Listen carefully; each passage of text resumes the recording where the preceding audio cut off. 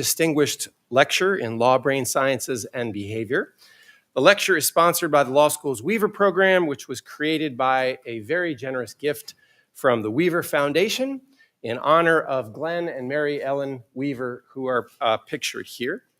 We're deeply grateful, of course, to the Weaver Foundation and also to Ellen Weaver, who is the daughter of the honored couple, for enabling the program not only to sponsor wonderful talks like this, but also to engage in research at the intersection of law and brain sciences. There are many things that I could say for a long time about our speaker, Francis Shen. I'm going to give you just a few of the highlights from which you can extrapolate into the rest of the space. Francis is a professor of law and also a faculty member of the graduate program in neuroscience at the University of Minnesota, where he directs the Shen Neurolaw Laboratory. Dr. Shen is also the Chief Innovation Officer at the Center for Law, Brain, and Behavior in Massachusetts General Hospital Department of Psychiatry. He's the founding director of the Dana Foundation Career Network in Neuroscience and Society. He's the co-director of the Neurotech Justice Accelerator at Mass General Brigham. He's also a member of the MacArthur Foundation Research Network on Law and Neuroscience. He has secured millions of dollars in grants and currently co-leads an NIH-funded project on portable MRI and also on community engagement in neuroimaging research. He has co-authored 4 books, including the first Law and Neuroscience course book, as well as the recently published book, Brain Science for Lawyers, Judges, and Policymakers. He's published many, many articles in the neurolaw and neuroethics space. Amazingly, for those of you who are law professors in the room who may recognize the significance of this offer, but the rest of you can infer, the American Law Institute, the ALI, in 2021 awarded Francis an Early Career Scholars Medal for being a pioneer in establishing the interdisciplinary field of law and neuroscience. Those are not easy to come by, and he has one of very few of those. He received his BA from the University of Chicago and his JD from Harvard Law School, and then his PhD also from Harvard. More impressive, perhaps, than all of the above is his ability to also be a really honorable and very nice guy, and currently the national champion pentathlete in his age category, which, looking at him, you'll think is probably 26, 27. So anyway, please welcome Dr. Francis Shen. Thank you.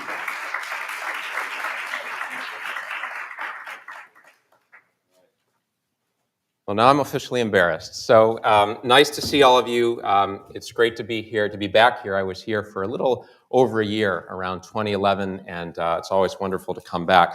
I want to start with 3 thank yous. The first is to the Weaver family for making this possible and for their vision in supporting such innovative work at the intersection of brain science and the law. I also want to thank my longtime friend, colleague, and mentor, Professor Owen Jones, for much collaboration and for this invitation. I want to thank Dean Guthrie and Vanderbilt Law School for making this possible and for making this place such a wonderful part of my academic journey. That year here was a really important part of my trajectory. My primary goal over the next 30 minutes is to try and convince you that the intersection of law and neuroscience is worth exploring. The theme will be not yet, but there is a huge difference between not yet, but sometime, versus never. If neuroscience has nothing to say to law, then we should find a different, we should go to a different talk, I should end my career, and we should stop investment in this sort of work. And maybe you think that. But if the answer is not yet, then we open up some really wonderful questions. Because the most logical next question is, okay, not yet, so how do we get there? How do we get from our current state of the intersection of neuroscience and law to the title of this talk, which is how neuroscience may revolutionize the criminal law? How do you build a revolution? That's my career in a nutshell, is getting from here to there. So here's my plan. I will start with a high-level overview, give you the punchline. We'll do a little bit of drive-by of a number of things to try and fill in some of the complexities, though not all. And I'll wrap it all up in 30 minutes so we can have robust discussion starting about 1:45. No disclosures to make, but want to thank all of my funders, including the NIH and the Dana Foundation. As I said, here's what we'll do. Punchline, I'll talk about my lab. I'll describe the current state of Neurolaw, which might be a Neurolaw winter. Talk in particular about the challenge of individualization, and then get to this upgrading justice and the future. All right, so the two pillars of Neurolaw, I think, are really solid. Pillar number one is that all mental processes are facilitated by chemical and electrical communication between the 86 billion neurons and the other cells in our brain, communicating with the rest of our body through the central nervous system, taking in information through our sensory system, and then processing that information and putting it back out into the world. That's pillar number one. And some of you may be here from psychology or neuroscience, and you're like, well, yeah, of course. I mean, that's like Psych 101, that's Neuro 101. It wasn't always that way. It was such a big claim that in this wonderful book by Nobel laureate Francis Crick, it's called The Astonishing Hypothesis, that everything you're doing right now, as well as all of the most important moments in your life, put them in your head right now. Those were facilitated by something your senses took in, something you processed. The text message that made your day, the text message that ruined your day, the hug that you remember, the highs, the lows, all brain stuff. That's pillar number one. Very non-controversial statement, I think. Pillar number two is that the law cares about mental stuff. The law cares about how we process information. I think many of you are in criminal law. You care in the law about mental states. You care about questions such as, why did you do that? Or why can't you act in the way that we or you want to sometimes? Right? How do we get emotional? How do we make decisions as judges, as juries, as attorneys? We care about mental stuff.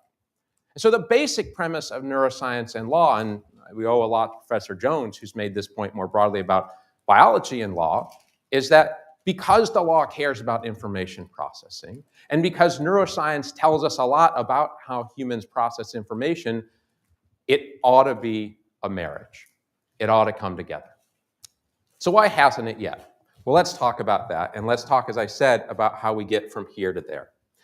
But before we do, I want to emphasize one thing, and that is that there are many amazing law and fields.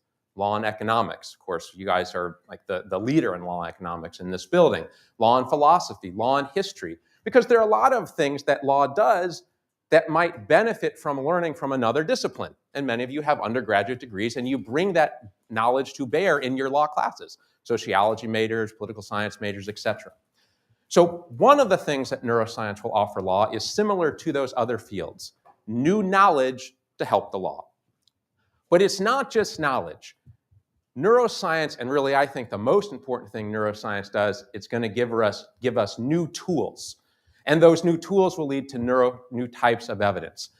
And I'll talk a little bit about just some of the new neurotechnology that is emerging.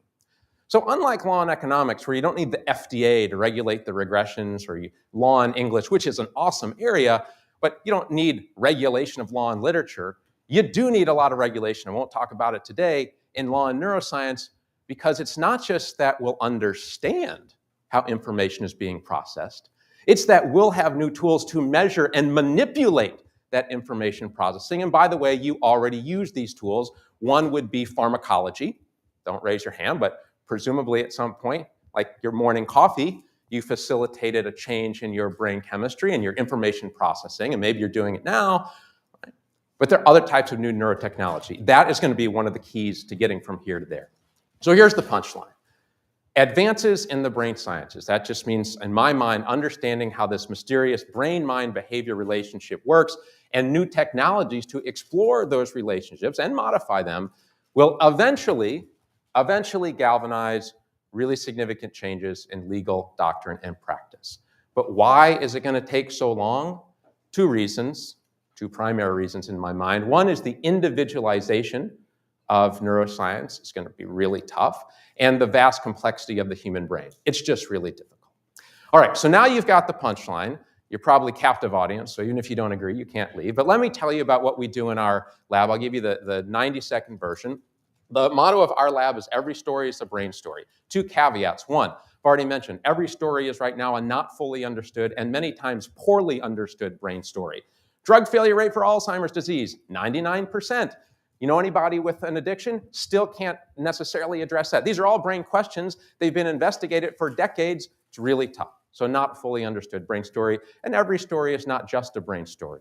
My claim today is not that neuroscience should replace all of these other areas of knowledge that influence the law, but rather it should have a seat at the table. Right? It should have a seat at the table. Let's just picture my brain, and that's just for fun. But it looks all right, right? So we do 2 big questions. On one hand, this is mostly what I'll talk about today. We think about how advances in neuroscience, as well as AI, won't get to AI today, can influence the law. And we do a lot of ethics work too, like how do you ethically develop these new technologies.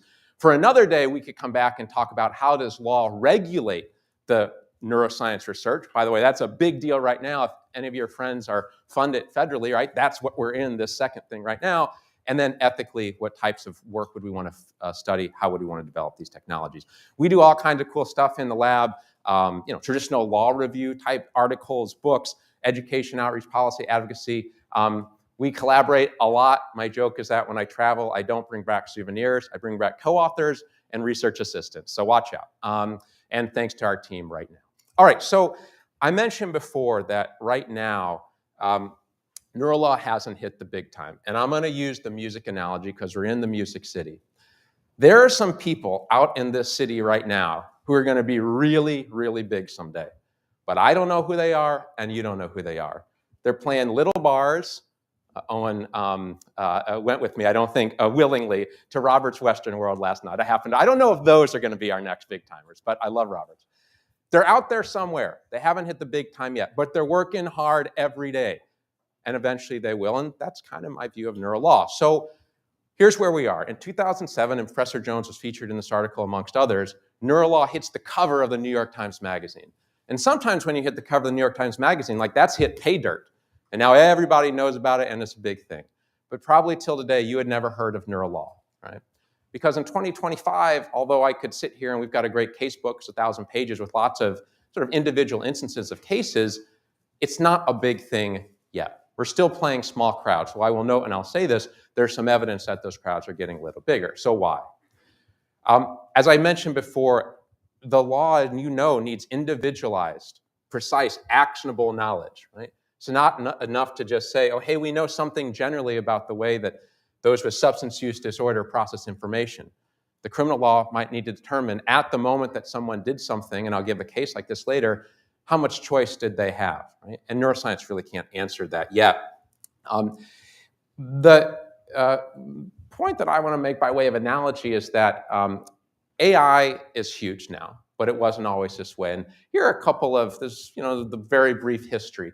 Back in 1961, and even before that, in the mid-20th century, Marvin Minsky, MIT, and others had this vision. We are on the threshold of an era that will be strongly influenced and perhaps dominated by intelligent problem-solving machines. He was right, but his timing was wrong. So the 60s are known for many things, the 70s are known for many things, the 80s and the 90s are all known for many things. None of the things they are known for is the dominance of AI in those societies. In fact, AI failed so miserably over the course of this sort of 30 to 40 years that there are 2 what are called AI winters, where everyone basically said, oh yeah, that's never going to happen. We're not going to invest in it. That's like the most ridiculous thing ever. That's just science fiction. This is just one quote I like. AI is from 1984. AI is stark naked from the ankles up. This was an IBM scientist at the time. And indeed, at that same conference, another chief IBM scientist rose and told the whole crowd to scold AI with a tartness that labeled it computing's prodigal son. Right? We all know what's happened since. And there's a wonderful quote that I'll show you in just a second from Ray Kurzweil, who's a futurist, who tracks these things and says that there are these technology hype cycles. And they typically start with a period of unrealistic expectations based on a lack of understanding of the enabling factors required. While the widespread expectations for revolutionary change, the type of change I'm predicting, are accurate, they're incorrectly timed, and when the prospects do not quickly pan out, a period of disillusionment sets in. And I think that's where we are at with Neurolaw. The timing's a little bit different, though actually if I gave you a different lecture on the history of neuroscience and law, we could go back to the early 20th century. Egas Moniz, free pen for any law student who knows who Egas Moniz is. Anybody know who Egas Moniz is? Nobel laureate? No? Okay, he invented this little device for the prefrontal lobotomy. And he wins a Nobel Prize. How about that? Moreover, did you know that the law got really excited? Because, and this is the little scary part for me, somebody at that time thought, hey, we've got these difficult problems in law. Could brain science help us? Right? And in fact, one of our problems is this intractable problem of interpersonal violence. And if only we knew more about why people acted violently, and if only neuroscience or brain science, neurology could give us some tools for modifying brains, boy, wouldn't that be great? Seems like the logic I just proposed to you a few moments ago, and it was logic that was pretty enticing to some in law. Here's a quote from the Yale Law Journal. Perfection of so relatively simple and inexpensive a technique as the prefrontal lobotomy promises to be a major contribution to the cure of criminals. Now, I'm writing a book, and thankfully it can report there was not widespread use of these technologies, of the lobotomy, but there are a few cases. And it raises this question, which is one that I will not be able to solve for you today, but I want to raise, which is, how do we in law know that a particular body of knowledge or a technology is good enough? And in this book, I imagine like a fictitious exchange between law and Dr. Moniz, where they're like, okay, Dr. Moniz, yeah, we see your tool and it seems pretty good, but do you have any like credentials or awards? And he's like, I don't know, I have this one little thing, it's called a Nobel Prize, right? Even Nobel Prize winning science may not be ready for use. And those are decisions that law is going to have to make. There are other examples, but I'll just tell you, this is one of the few places that neurolaw is taught. We wish it were taught a lot of other places, but it's not yet. And the field largely remains unknown to most practicing lawyers and judges. So I'll give you some exceptions. So I think we're in a neurolaw winter. And that, here's the hype, here's the excitement back in 2007, it's going to change everything, and it doesn't. This goes back to the very first thing I said. Is it not made any change because it will never make any change, and this is a fool's errand, or is it just incorrectly timed? Well, here's the rest of that quote. Nevertheless, even though the period of disillusionment, exponential growth continues unabated, and years later, in the case of AI, about 50, 70 years later, a more mature and realistic transformation does take place. And that's my prediction. All right, what are all those little things that are happening right now? Well, one is right here, and you should definitely check it out if you haven't already and take Professor Jones' class. And another, which also is based here, the MacArthur Foundation Research Network on Law and Neuroscience. You can check it out, lawandneuro.org. And there are other places around the country at Fordham and University of Pennsylvania and UC College of Law.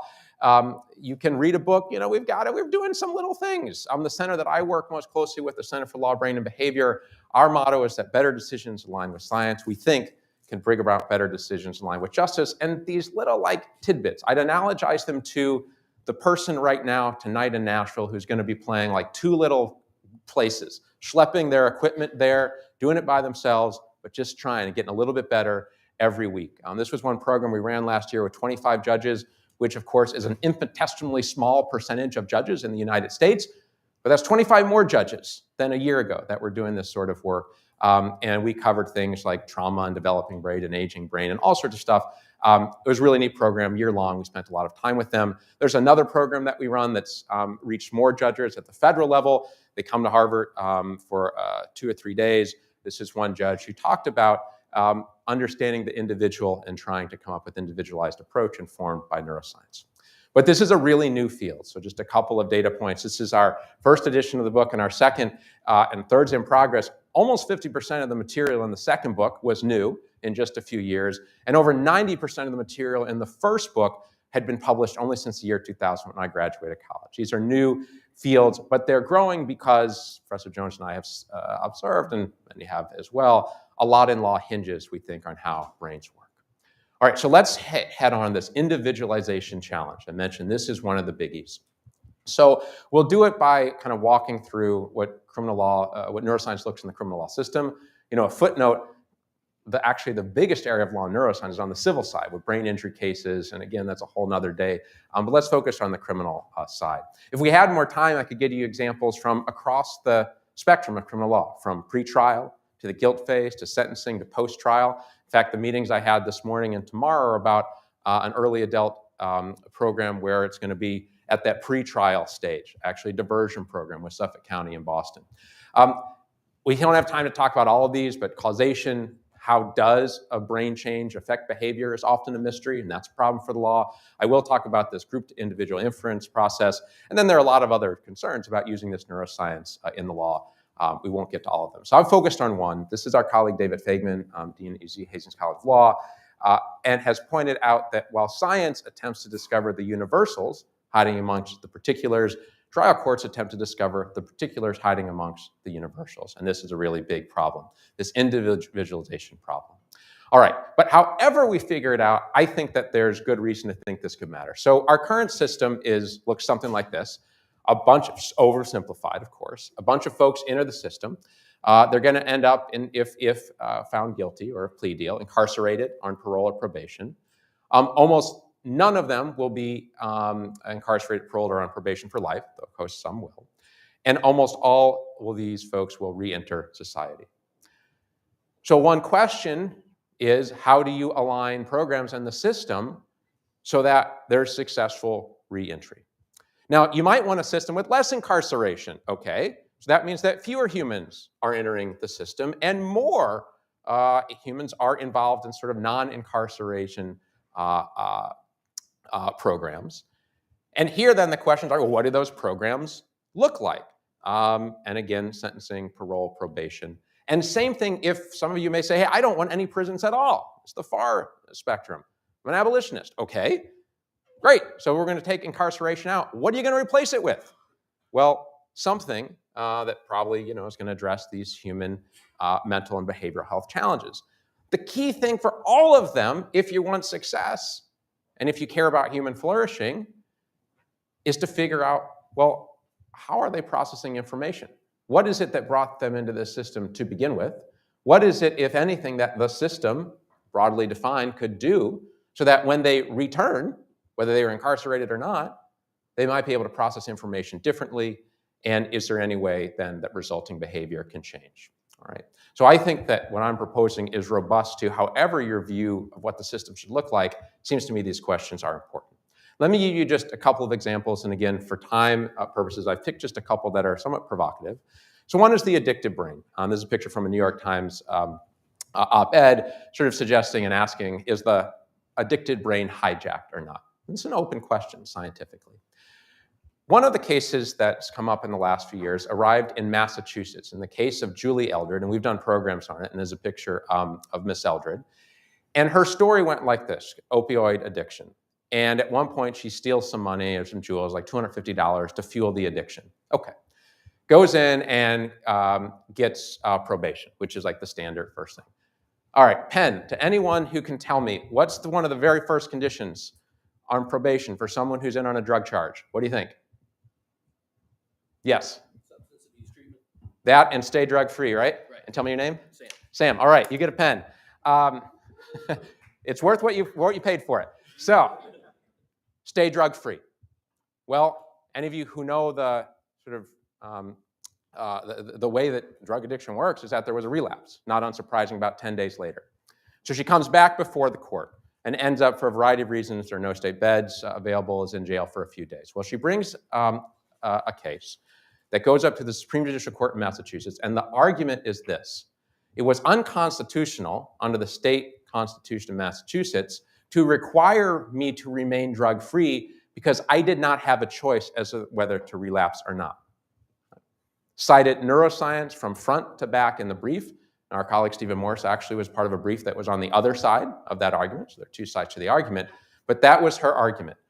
How can you require me to do something that I have no choice as to whether or not to do? The Supreme Judicial Court, for both procedural and substantive reasons, did not side with her, but that type of question is starting to percolate. And one of the reasons that it's difficult to resolve that question is we have no individualized data on what was going on inside Miss Eldred's mind at the time of the relapse. Not only do we have any neural data, there's no other data, right? And yet there's that tantalizing question. It's like, okay, there's something to that. but not enough. These cases are starting to come up. Let me give another example. We have Fresh Maroney here, who's an expert as well on this. The average teenage brain. This, of course, is not the scientific version. The love lobe and the self-image and addiction and body language and all the rest. But this is actually the area where there has been the most U.S. Supreme Court case law citing neuroscience. There have been a series of cases which I'm just going to really quickly summarize, and it goes like this. The Supreme Court has said that you can't have the death penalty for minors. You can't have life without parole for non-homicide offenders. You can't have automatic life without parole even for homicide offenders. And then there have been a series of procedural cases after that. The cutting edge at the state level is, and in part, they have cited in these cases neuroscience on the argument both that the juvenile brain is more amenable to change and that it's less culpable, given the way that it's wired. Not a single one of the individuals, like Christopher Simmons, for instance, and Roper v. Simmons, submitted any individualized information about his brain or her brain or their brain.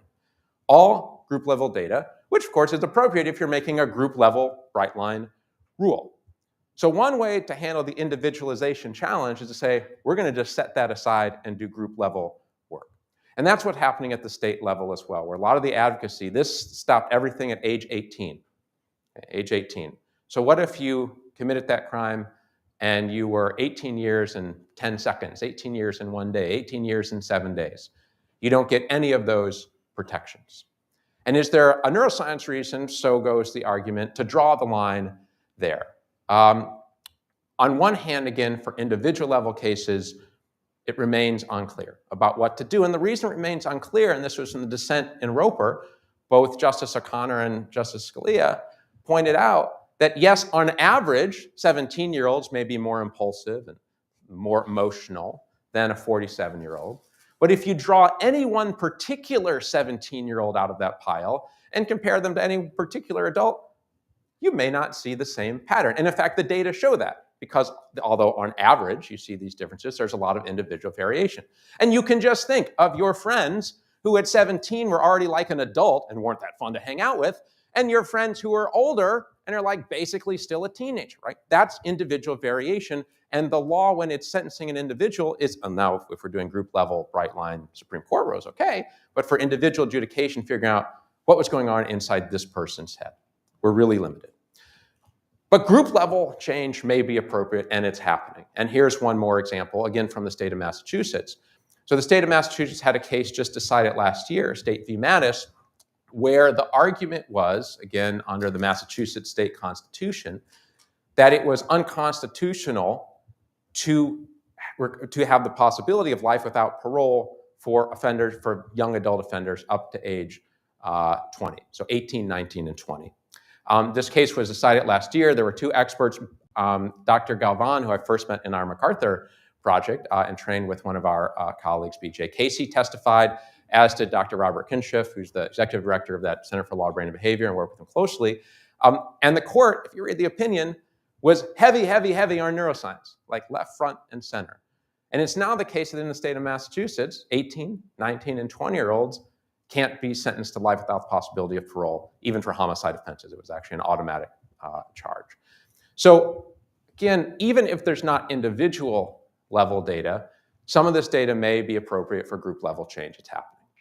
All right, I could talk to you a lot about the guilt phase, but I'm not, because most of the cases would look like this.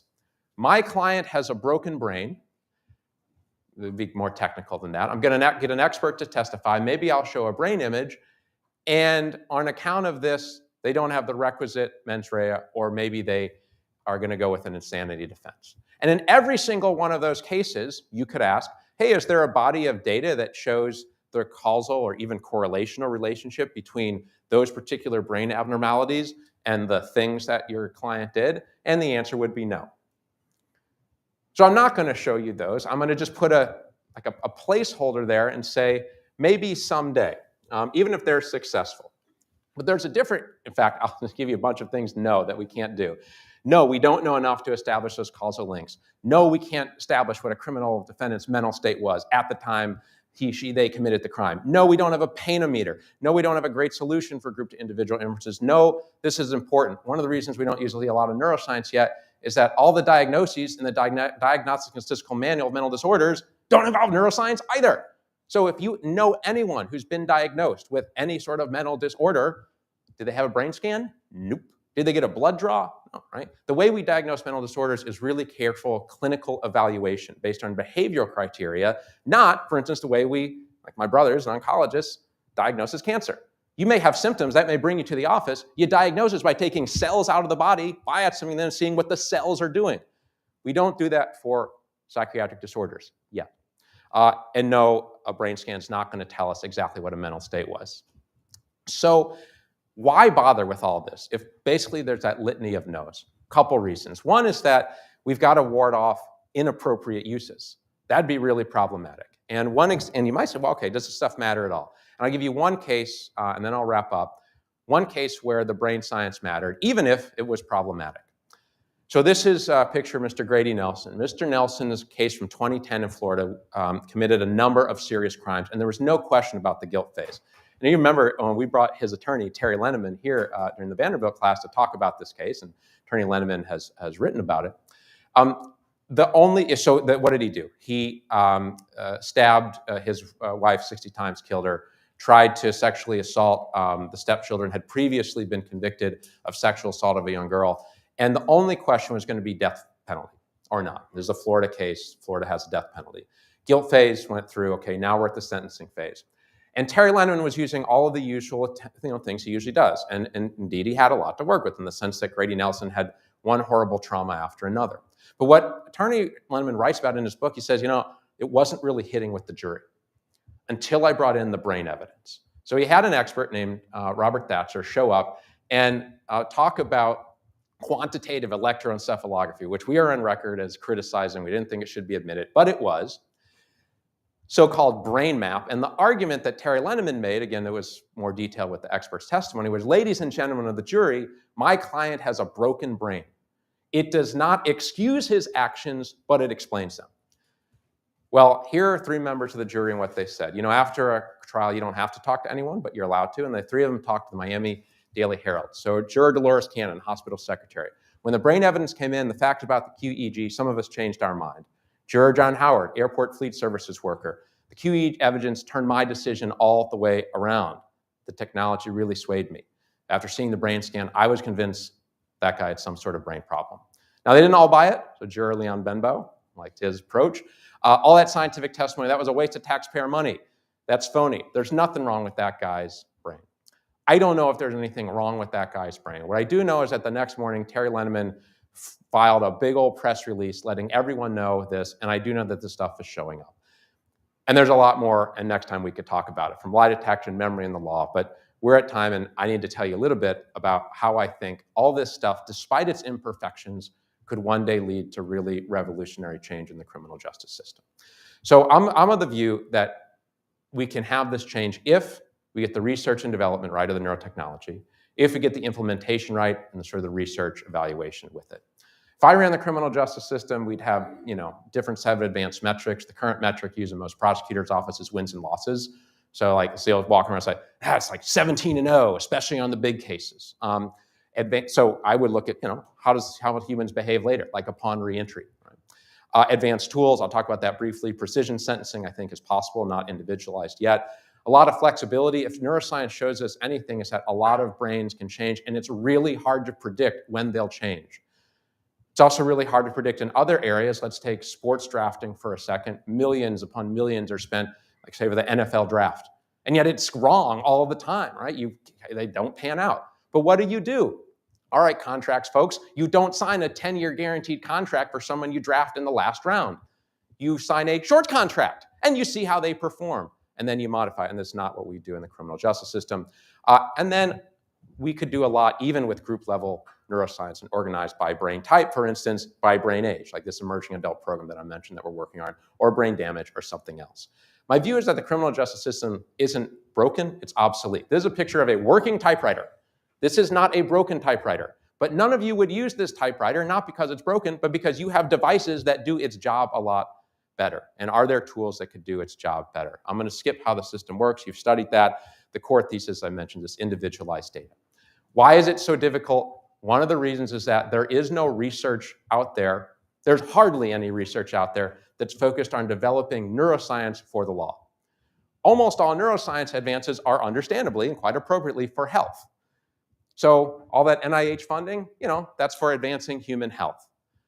There have been a little bit of legally specific neuroscience. Like there was a brief moment in the 2010s, some lie detection work was funded, but most of the time it's not, which means that in the short run, what someone like me has to do is find clinical advances and say, hey, what are the legal implications? I know you're not designing it for the law, but maybe we can use it, or maybe we ought to think about what the implications are. And I'll give you a couple of those examples. So one is that we might use it in the way that we use instant replay. Not frequently, but under important calls. So instant replay is used very infrequently in most sports, and yet it's really important. When do we use it? When a foot is like right on the line, or there's controversy, right? And just as this was impossible a few decades ago, this too is impossible decades ago. And maybe there are particular places, even if not widespread use, we could use it. I wish we had more time to talk about our mens rea project. I love mens rea. I know many of you are studying it, and there have been a series of elegant studies that I can only mention asking the questions, and we could talk about that. Is it possible that there's a neuroscience mens rea? Maybe. So I used to say that in the future, we'd use this brain and behavior data measured via smart technologies. That's already happening. It's happening really quickly. Some of you may be using them right now. And when you get this boundless data, like all this sort of text messages, screen capture, all this kind of stuff, you're able to make really good predictions. This is from some work that we've done. And our experts think that you can acquire real-time data, not just on GPS location, but because we're pretty predictable folks, figure out when you're sleeping, when you're having sex, when you're doing something else, right? We're also moving outside of the clinic. Right now, if you want an MRI, you've got to go to the scene. If you want, so you got to go to the hospital. That's moving. We can go anywhere. I'll give you one example and one cool video. I do a lot on portable MRI. Again, MRI is like the classic example where it is locked in the basement of a hospital behind our closed doors, but not anymore. So this is a ultra low field device, just one of the new ones. There are others, and I'll give you an example of how we did it, and I'm going to ask the live streamers. Here's the video. Beautiful morning in Boston. We're at the Whittier Street Health Center, the Frederica M. Williams building, and just outside now arrived is Dr. Jonathan Jackson and it's my colleague, Dr. Jackson, hyperfine mobile brain scanning unit. But we're here with Phoebe Burton, who is going to be our scanner today and drives the Scanavan. Phoebe, can you tell us just a little bit about this device? I'm going to scope ahead because I don't have time, but I get scanned in there. We do it right outside. If we could drive it, we could do it right outside here. Now, that's being developed for clinical purposes. But I think about legal purposes, right? One of the reasons we don't have more neuroscience in law is that it's really tough to get neural data for a client, and those barriers may be falling. This is just last week. So this is the intersection of AI and deep brain stimulation. Again, it's for Parkinson's, okay? They're not thinking about the law, but there are going to be more, and there are already hundreds of thousands, more and more people walking around with brain implants measuring in real time, 24/7 their brain data.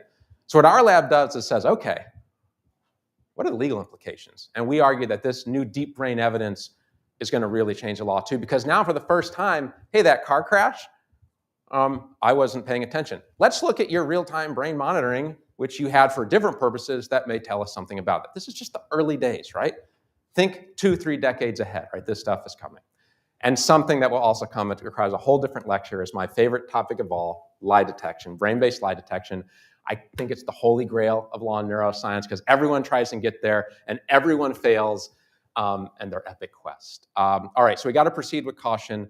In particular, you might say, is my proposal just going to usher in more inequity? And I think it's a real concern. As one colleague says, for Black and Latinx people and others in marginalized and criminalized communities, data, and I think they'd suggest neuroscience, acts as a weapon, not a support.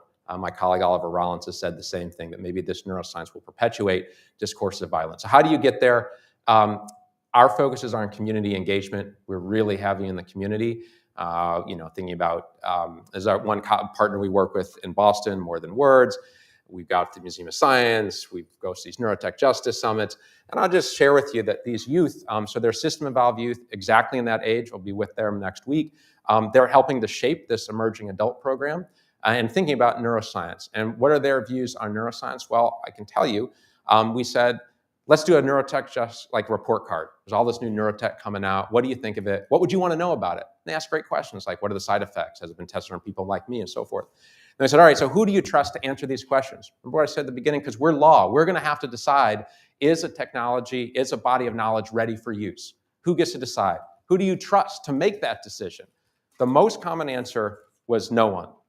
We don't trust anyone. I think that's a really important baseline. So there's a lot of trust that needs to build up. I hope you'll think about getting involved. One way to do that, we've started this NeuroX Careers group, neuromarketing, neurolaw, neurophilosophy, et cetera, to expand and really diversify and make more representative the folks working in this area. You can check it out. We've done tons of schools. We do questions like, should you get a JD or PhD or both? So stay tuned. And why should you stay tuned? Because here's my prediction for the future. And this is where I'll wrap up. We're going to see more and more brain data. I think that's a given. I think we will improve our ability for detection. We're going to improve abilities around memory, brain-machine interfaces, improve treatment, improve cognition, improve understanding, and eventually, my view, I'll leave here, is that will improve the law. We will do these things, not just yet, but soon, and maybe. Who knew AI was coming that quick? Some people did. They made a lot of money. The rest of us didn't. And now you know that maybe Neurolaw is coming soon, and maybe sooner than you think. And I'll stop there.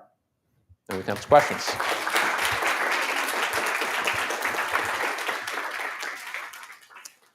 All right, the floor's open. Yes. I'm curious as excuse me, as this technology develops and as its applications grow. Sam, could you hold up just a moment? Yes. We're going to bring you a microphone.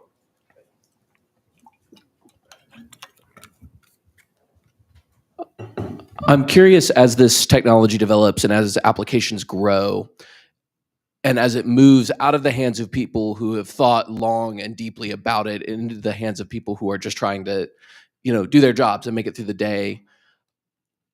Where do you see opportunities to build out a framework of ethics and guardrails that will not only be debatable by people who've studied philosophy or like discussed ad nauseum by law students, but actually applicable in a day-to-day, like by a police officer, by a judge, by somebody who is not accessing it as a scholar, but as like a practitioner?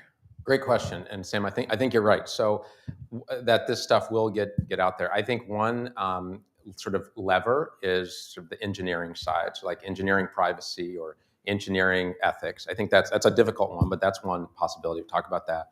A second, then, are institutional levers, whether those are governmental institutions. A lot of people turn to FDA, though.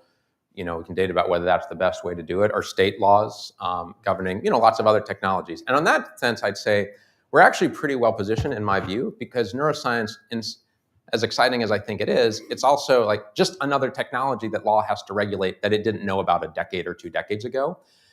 So we've got some pretty, well worked out areas. Those, see our current challenges with regulating AI and whether or not, and of course, different views about how much to let it proliferate and how much to rein it in. But I think probably both at the engineering side and then institutional and governmental side. And the last thing I'll say is that, and it kind of relates to this career network bit, I think the individuals in the mix are going to matter quite a lot.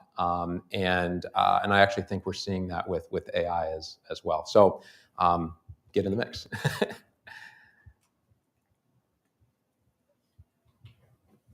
Yes, Monica. Monica was once in our lab at Minnesota, so this is great, and survived. So I know that you've done work on aging judges in the past, and I was just wondering if you think the most recent election with Biden dropping out because of concerns of age and ability, do you think that is going to have caused a increase to get out of the trough that you're in of people being interested in that kind of thing? We've got a couple pieces. We do a lot of work on aging in the law, so thank you for the question.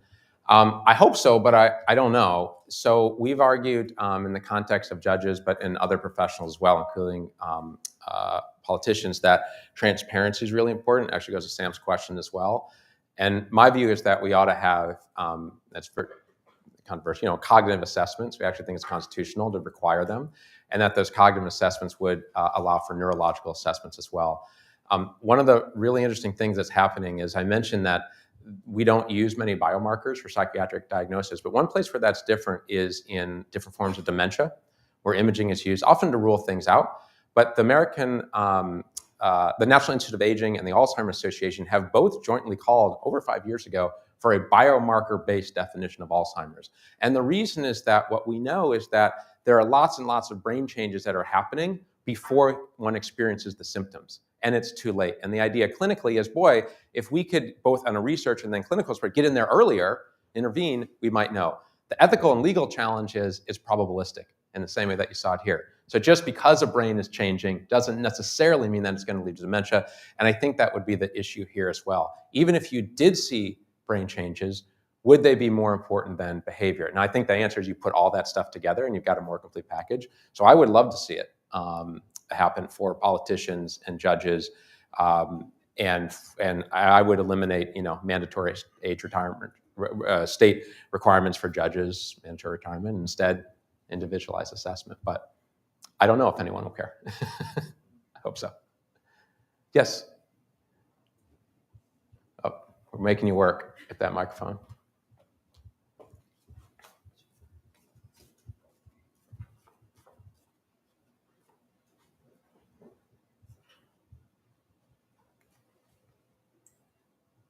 I'm not sure you'll see this tension, so maybe my question's moot, but how do you anticipate navigating the tension between it's the marginalized communities that are the ones who have the most to fear in terms of data, but on the flip side, looking at resentencing structures, they also potentially have the most to gain?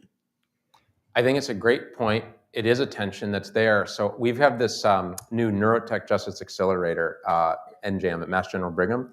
And it's a combination of a neurosurgeon, Teresa Williamson, who's awesome, and Gabe Lasser Munoz, and myself as an ethicist. And our goal is to try and shape the trajectory of neurotech. It's an ambitious goal, precisely for this reason, because I think what will happen without any intervention is that, understandably, the market forces will be dominant, and neurotechnology will be developed to maximize profit. And if you want to maximize profit, you're probably not going to use it in some of the ways that I would want to see it used. Now, I do think there's also middle ground where both those things will be worked out. So I think the answer is, at least our answer has been to involve those communities in the conversation in whatever ways we can, both at implementation level, like, hey, this emerging adult program in Boston, but also at the development level, like hanging out with developers. I don't think it's unique to neuroscience that other technologies, say smartphone technologies, are out there as well, or even for remote communities. It's kind of like both.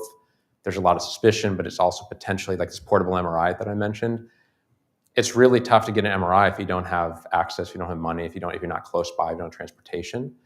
But there's a lot of lack of trust, understandable lack of trust in the institutions that are now, and companies that are now bringing this technology. So it's a tension we deal with all the time, and our approach has been to try and, I wouldn't say resolve the tension, but try and head into it with our community partners, and by changing the kind of the faces and the people through this career network of like who's actually making this stuff.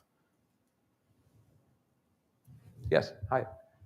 Thanks. So I'm an engineer, and I've throughout my career have been on several different occasions here at Vanderbilt been asked to study or do fMRIs, functional MRIs on like murderers and different people.